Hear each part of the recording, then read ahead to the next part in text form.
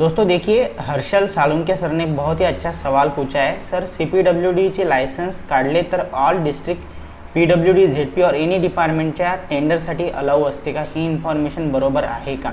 Answer please. Basically मैं आपको हिंदी में बता दूं, मैं ये पूरा जो वीडियो है मैं जो क्वेश्चन है इसका आंसर हिंदी में ही बताऊंगा, लेकिन एक हर्षल सर के लिए पहिले मैं मेसेज देना चाहूँगा।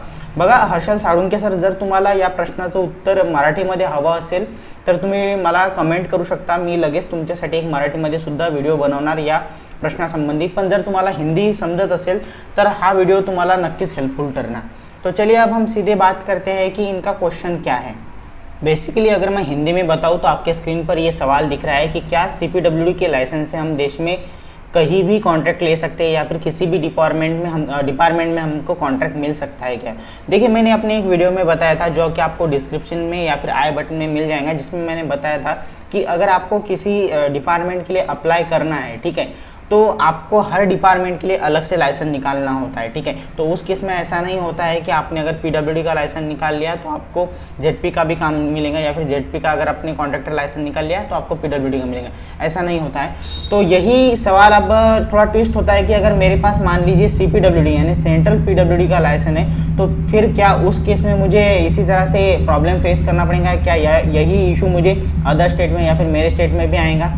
देखिए, इसका जो आंसर है, सबसे पहले मैं कहूँगा कि मैंने एक वीडियो बनाया था जिसमें मैंने बताया था कि आपको जो टेंडर होता है या फिर जो कॉन्ट्रैक्ट होता है, आपको ऑफिशियल साइट पर लिख के मिलता है कि कौन कौन से डॉक्यूमेंट आपको सबमिट करने पड़ेंगे इस टेंडर के लिए, या फिर किस प्रकार के क्लास, कॉन्ट्रैक्टर क्लास की इस कॉन्ट्रैक्ट के लिए ज़रूरत है, एलिजिबिलिटी क्राइटेरिया है, ठीक है। तो वो होता है B1 टेंडर, जिसका एक सैंपल आपको डिस्क्रिप्शन में मिल जाएगा, जहाँ से आप डाउनलोड कर सकते हो और वो वीडियो भी देख सकते हो। बिकॉज B1 टेंडर में, या फिर हम कहेंगे कि टेंडर डॉक्यूमेंट में ये लिखा हुआ होता है कि आपको कौन से क्लास का, कौन से डिपार्टमेंट का कॉन्ट्रैक्टर लाइसेंस चाहिए। अब इसका मतलब क्या हुआ? देखिए, मान लीजिए अगर मैं बात करता हूँ कि आप MP में हो, ठीक है, और आप मान लीजिए UP में किसी काम के लिए अप्लाई कर रहे हो, कॉन्ट्रैक्ट के लिए अप्लाई कर रहे हो या फिर टेंडर के लिए अप्लाई कर रहे हो, और आपके पास है CPWD का लाइसेंस, ठीक है। अब देखिए, अगर उस टेंडर में मेंशन किया है कि हाँ हमें CPWD का लाइसेंस चलेगा, फिर चाहे वो किसी भी स्टेट का हो, तो उस केस में आपका जो CPWD का लाइसेंस है वो वैलिड होता है। मान लीजिए उसमें ऐसा अगर लिखा हुआ है कि हमें सिर्फ XYZ स्टेट के ही यहाँ पर टेंडर फिल करेंगे और XYZ कैटेगरी के ही कॉन्ट्रैक्टर के लिए लाइसेंस है, तो फिर उस केस में आपके पास चाहे CPWD का लाइसेंस हो चाहे कोई और लाइसेंस हो, कुछ फ़र्क नहीं पड़ता, बिकॉज उन्होंने वहाँ पर जो क्राइटेरिया फिक्स किया है उसमें आपका लाइसेंस किसी काम का नहीं है। तो मैं यहाँ पर ये कहूँगा कि मान लीजिए इस CPWD में जो C है वो सेंट्रल का लगा हुआ है, ठीक है। इसका मतलब ये हुआ कि ये मतलब नेशनल लेवल पर काम करेगा हमारे ऑल ओवर द इंडिया, इसका मतलब ऐसा नहीं होता, ठीक है। सेंट्रल PWD का मतलब क्या है कि मान लीजिए कुछ टेंडर ऐसे होते हैं कि जहाँ पर जो आपकी कॉन्ट्रैक्टर की कैपेसिटी होती है वो एक नॉर्मल कॉन्ट्रैक्टर से आपको ज़्यादा चाहिए होती है। मैं एग्जांपल दे रहा हूँ, मान लीजिए कि अगर मैं एक कॉन्ट्रैक्टर हूँ जो कि मैं एक नगर पालिका या फिर महानगर पालिका में काम कर रहा हूँ, और मेरी जो वर्किंग कैपेसिटी है जिसे हम वर्क डन कहते हैं, अब तक मेरा जो भी एक्सपीरियंस था, मान लीजिए वो 1 करोड़ तक का ही था। मतलब मैंने जितने भी काम किए वो सभी काम या तो 50 लाख के थे, 60 लाख के थे, तो इस तरह से मेरे ज़्यादातर काम ये 1 करोड़ के अंदर के थे, ठीक है। तो अब क्या होता है, कुछ ऐसे गवर्नमेंट के वर्क निकलते हैं। मान लीजिए हम यहाँ पर किसी रोड का काम कहेंगे या फिर किसी स्पेशल टाइप की ब्रिज का काम कहेंगे, ठीक है। अब उसकी जो इन्वेस्टमेंट है, सॉरी नॉट इन्वेस्टमेंट, उसका जो एस्टिमेटेड कॉस्ट है फॉर टेंडर, वो मान लीजिए अगर निकल रहा है कम से कम 30 से 40 करोड़, ठीक है, मैं एग्जांपल दे रहा हूँ, ठीक है, या फिर 5 करोड़ भी, ठीक है। तो उस केस में जो मेरा एक्सपीरियंस है या फिर मेरे वर्क डन है वो एलिजिबल नहीं है, मेरा जो स्टेट का PWD का जो लाइसेंस है वो सफिशिएंट नहीं है।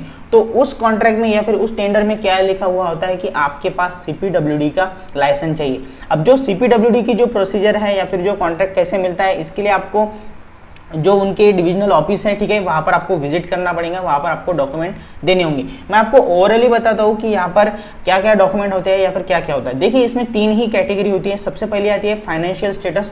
आपको आपकी जो भी ITR है, ठीक है, GST नंबर है, बाद में आपका जो बैंक सॉल्वेंसी है, इसके बेसिस पर दिखाना पड़ता है कि आपकी फाइनेंशियल कैपेसिटी कितनी है। ये हुआ एक डॉक्यूमेंट। दूसरा होता है एक्सपीरियंस डॉक्यूमेंट, ठीक है, टेक्निकल एक्सपीरियंस या फिर हम कहेंगे वर्क एक्सपीरियंस। तो वो दिखाया जाता है आपके वर्क डन के बेसिस पर कि आपने अब तक कितने काम किए हैं। अगर आपके वर्क डन बहुत अच्छे रहे तो उस बेसिस पर आपको CPWD में क्लासेस वाइज जो कॉन्ट्रैक्टर के क्लास होते हैं उस हिसाब से आपको कोई भी एक कॉन्ट्रैक्ट का लाइसेंस मिल जाएगा। तीसरा और मोस्ट इंपॉर्टेंट जो होता है वो ये होता है कि आपके पास कितने ह्यूमन रिसोर्स है, साथ ही साथ आपके पास टूल्स एंड प्लांट्स कितने हैं। इसका मतलब ये हुआ कि अगर मान लीजिए कोई बड़ा रोड का कॉन्ट्रैक्ट है, ठीक है, तो उस काम के लिए करने के लिए आपके पास टेक्निकल पर्सन है या नहीं, बाद में आपके पास non skill and skill labour है या नहीं, वो भी देखा जाता है। साथ ही साथ ये भी देखा जाता है कि आपके पास टूल्स एंड प्लांट्स है या नहीं, बिकॉज अगर आप किसी रोड का काम कर रहे हो तो वहाँ पर सिंपल एक जो कंस्ट्रक्शन के लिए मिक्सर यूज होता है उतने से तो काम नहीं होगा, ठीक है, तो उसमें एक बहुत बड़ी मशीनरीज लगेंगी, नंबर ऑफ मशीनरीज लगेंगी, तो वो आपके पास अवेलेबल है या नहीं, अगर नहीं है तो आप किस तरह से अवेलेबल करने वाले हो। तो बेसिकली इन बेसिस पर आपसे कुछ डॉक्यूमेंट डिमांड किए जाते हैं, वो आपको सबमिट करने होते हैं CPWD के लाइसेंस के लिए। उसके बाद आपको डिसाइड किया जाता है डिपार्टमेंट की तरफ से कि CPWD का लाइसेंस देना है या नहीं है। तो अब हम आते हैं अपने क्वेश्चन के ऊपर। ये तो होगी पूरी प्रोसेस CPWD की। तो क्वेश्चन आपका ये था कि क्या मैं सेंट्रल के लाइसेंस पर पूरे इंडिया में काम कर सकता हूँ? नहीं, देखिए CPWD की जो टेंडर रहेंगे उसी टेंडर के लिए आप अप्लाई कर सकते हो। हाँ, अगर किसी टेंडर में मेंशन है कि हाँ यहाँ पर CPWD का भी लाइसेंस चलेगा तो उस केस में ही आप अप्लाई कर सकते हो। तो आई होप कि ये वीडियो और ये पूरा एक्सप्लेनेशन देखने के बाद, ये समझने के बाद आपको ये बात समझ में आ गई होंगी कि PWD का जो लाइसेंस होता है या फिर CPWD का जो लाइसेंस होता है, इन सभी लाइसेंस की अपनी अपनी लिमिटेशन है। ऐसा नहीं है कि आपके पास अगर ये लाइसेंस है तो आप किसी भी जगह पर अप्लाई कर सकते हो। डिपेंड करता है कि जो टेंडर डॉक्यूमेंट है उसमें कौन सा क्राइटेरिया दिया गया है कॉन्ट्रैक्टर के लिए। दोस्तों, अगर आप सिविल इंजीनियरिंग स्टूडेंट हो या फिर सिविल इंजीनियरिंग में आपका इंटरेस्ट है तो हमारे चैनल को ज़रूर सब्सक्राइब कीजिए, क्योंकि ये बिल्कुल फ्री है। और हाँ, बेल आइकन को दबाना ना भूलें ताकि आपको सबसे पहले वीडियोस की नोटिफिकेशन मिल सके।